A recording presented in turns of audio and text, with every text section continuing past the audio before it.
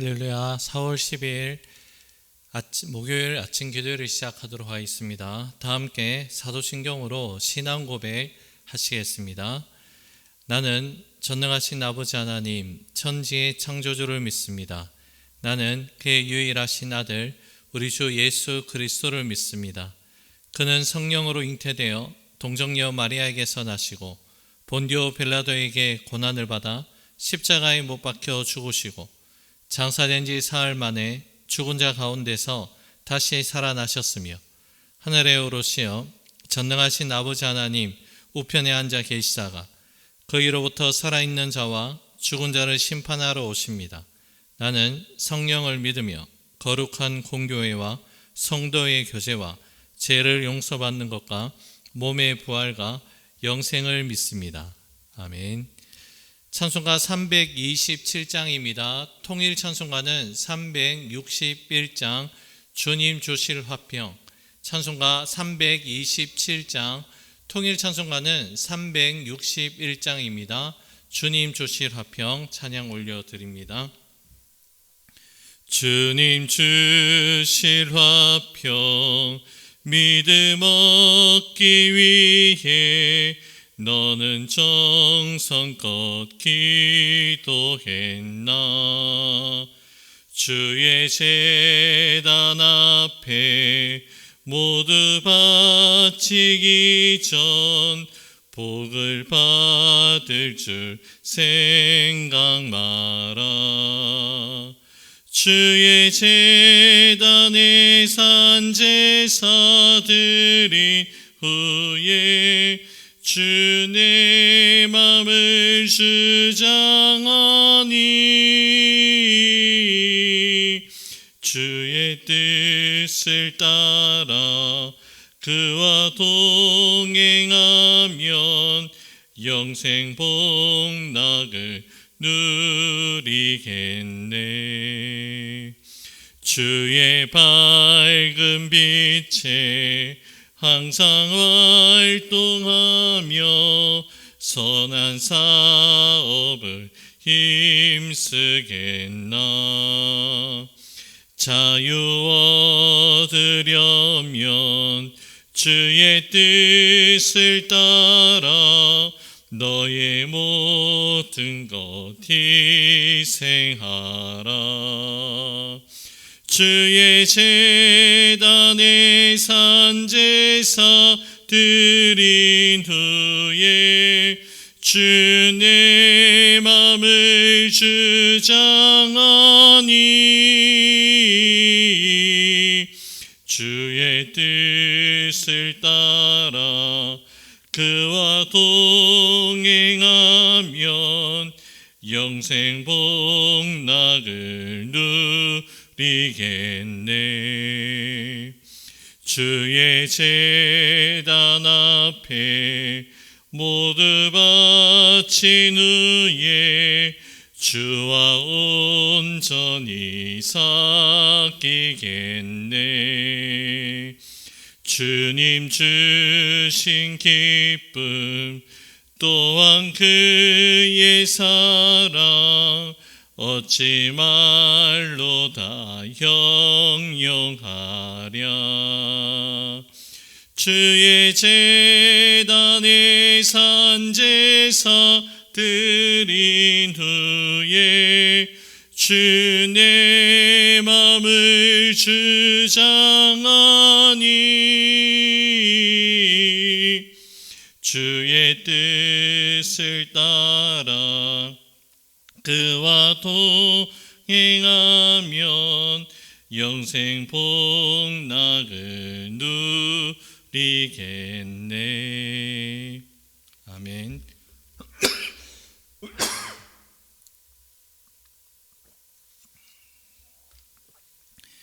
오늘 우리에게 주신 하나님 말씀 누가복음 21장 5절에서 19절의 말씀입니다.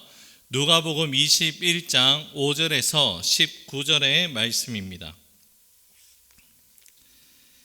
말씀 한 절씩 나누어서 교독하시고 마지막 19절 말씀은 한 목소리로 함께 읽도록 하겠습니다.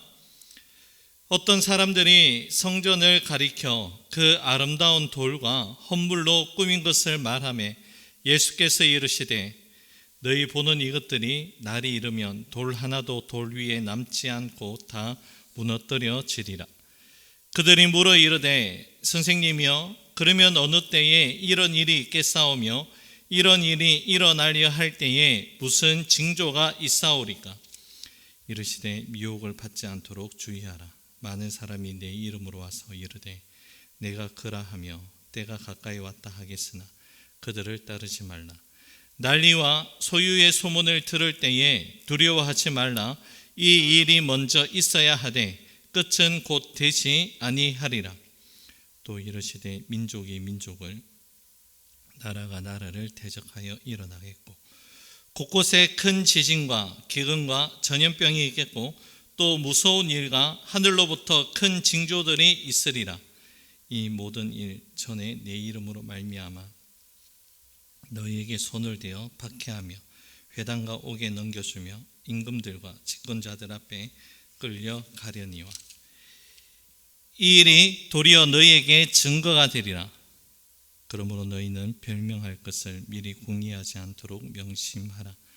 내가 너희의 모든 대적이 능히 대항하거나 변박할 수 없는 구변과 지혜를 너희에게 주리라. 심지어 부모와 형제와 친척과 벗이 너희를 넘겨주어 너희 중에 몇을 죽이게 하겠고 또 너희가 내 이름으로 말미암아 모든 사람에게 미움을 받을 것이나 너희 머리털 하나도 상하지 아니하리라. 함께 읽습니다. 너희의 인내로 너희 영혼을 얻으리라. 아멘.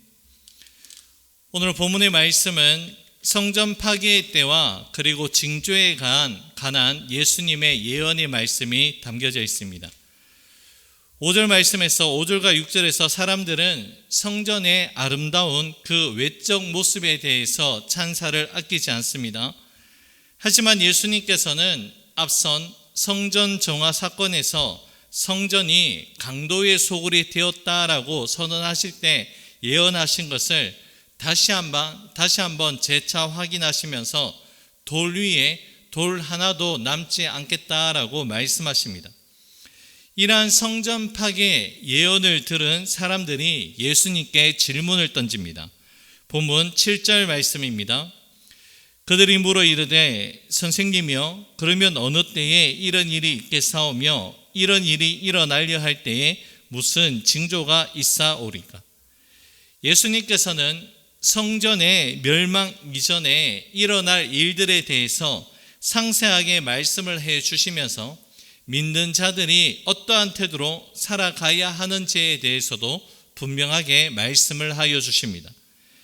대표적으로 나타나는 여러 징조들이 있지만 그 징조들 앞에서 성도들이 믿음의 사람들이 마땅히 갖추어야 할 태도를 잘 간직하고 있어야 함을 말씀합니다. 본문 8절 말씀입니다. 이르시되 미혹을 받지 않도록 주의하라. 많은 사람이 내 이름으로 와서 이르되 내가 그라하며 때가 가까이 왔다 하겠으나 그들을 따르지 말라. 아멘. 먼저 예수님께서 하신 말씀이 무엇입니까?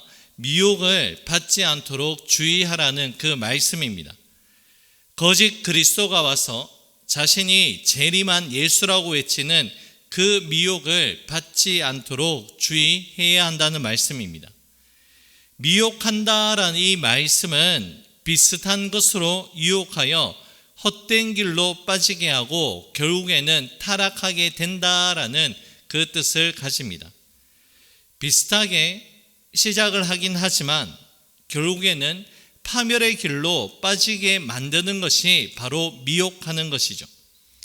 에덴 동산에서 아담과 하와도 뱀의 유혹 앞에서 깨어있지 못하여 선악과를 따먹고 말았습니다. 뱀이 아담과 하와를 미혹하는 모습을 보면 하나님 말씀과 비슷한 것으로 아담과 하와를 유혹합니다. 하나님 말씀인 것처럼 이야기를 하고 있지만 결국에는 하나님 말씀이 아닌 변질되고 왜곡시켜버린 그 내용으로 아담과 하와를 유혹을 하였던 것입니다. 예수님께서도 제자들과 그리고 저와 여러분 우리들에게 이러한 사람의 잘못된 미혹을 받지 않도록 주의하고 있어야 한다라고 지금 말씀하고 계십니다. 우리들은 너무나도 쉽게 유혹당하고 넘어지는 것이 사실입니다. 선줄로 생각하고 있다가 넘어질 때가 또한 많은 것이 우리의 연약함입니다. 그러하기에 우리는 미혹을 받지 않도록 주의하라는 우리 주님의 말씀에 마땅히 귀를 기울여야 합니다. 주의하라는 이 말씀의 뜻은 자세히 둘러보고 살펴서 행해야 된다라는 그 뜻을 가집니다. 우리들은 단순히 눈으로 보이고 귀에 들리는 것을 따라서 살면 미혹에 빠지고 유혹에 넘어질 수밖에 없습니다. 우리는 눈으로 보이는 것이 다가 되어서는 안 되고 귀에 들리는 것이 전부가 되어서는 안 됩니다.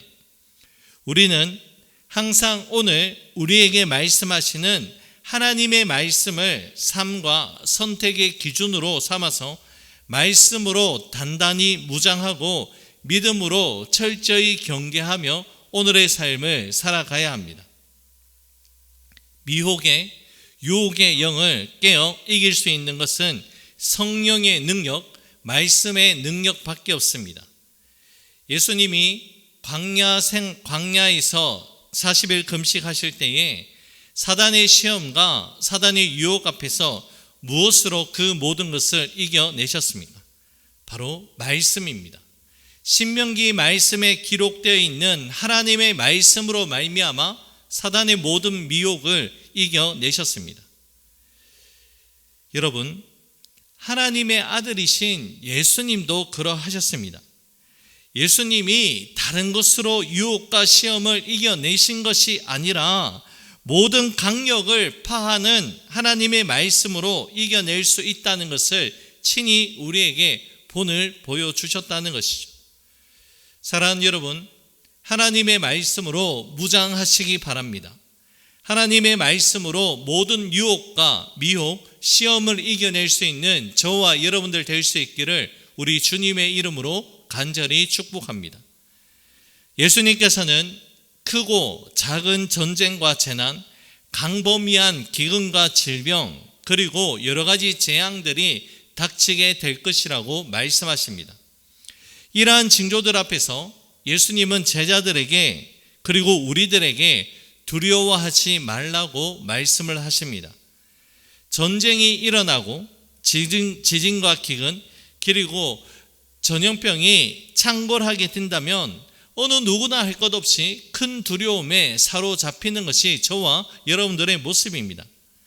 하지만 그러한 일들이 일어날 것을 미리 알려주시고 그러한 일들 앞에서 믿음의 백성들은 두려워할 필요가 없다라고 말씀하고 있습니다.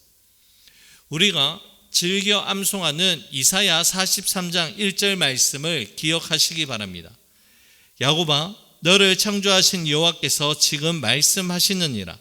이스라엘아, 너를 지으신 이가 말씀하시느니라. 너는 두려워하지 말라. 내가 너를 구속하였고 내가 너를 지명하여 불렀나니 너는 내 것이라. 아멘. 여러분, 저와 여러분들을 주님께서 구속하여 주시고 지명하여 부르셔서 너는 내 것이라고 말씀하신 우리 주님의 말씀을 믿고 신뢰한다면 우리는 두려워할 필요가 없다는 말씀입니다. 오늘 본문에서는 깨어 주의하는 것과 두려워하지 않는 것, 그리고 한 가지 더 말씀하고 계십니다. 바로 인내하는 것입니다. 12절에서 19절의 말씀을 정리하면 믿는 사람들이 고립되는 상황이 일어나면서 미움과 박해, 때로는 죽음에까지 이를 수 있다는 것을 말씀하십니다. 믿는 이의 고난은 피할 수 없는 숙명과도 같지만 그 가운데서도 우리가 인내할 수 있는 것은 주님께서 우리의 영혼을 안전하게 지켜주고 계신다라는 그 한 가지 약속 때문입니다. 17절, 18절의 말씀입니다. 또 너희가 내 이름으로 말미암아 모든 사람에게 미움을 받을 것이나 너희 머리털 하나도 상하지 아니하리라. 아멘. 사랑하는 여러분, 미움 앞에서도 때로는 박해 앞에서도 우리가 담대할 수 있는 이유가 바로 여기에 있습니다. 우리 머리털 하나도 상하지 않게 하시는 하나님의 놀라운 은혜가 저와 여러분들의 삶을 붙잡고 계신다는 놀라운 사실 때문입니다. 이제 오늘의 말씀을 맺겠습니다. 오늘 하루도 순간순간 하나님의 말씀으로 깨어 있을 수 있는 저와 여러분들 될 수 있기를 간절히 소망합니다. 너는 내 것이라고 말씀하시는 우리 하나님으로 인하여 두려워하지 마시고 강하고 담대한 삶을 살아갈 수 있기를 간절히 소망합니다. 우리 머리털 하나도 상하지 않게 하시겠다라고 약속하신 주님의 말씀으로 잘 참고 견디며 인내하며 승리할 수 있는 저와 여러분들 될 수 있기를 우리 주님의 이름으로 간절히 축복합니다. 기도하겠습니다.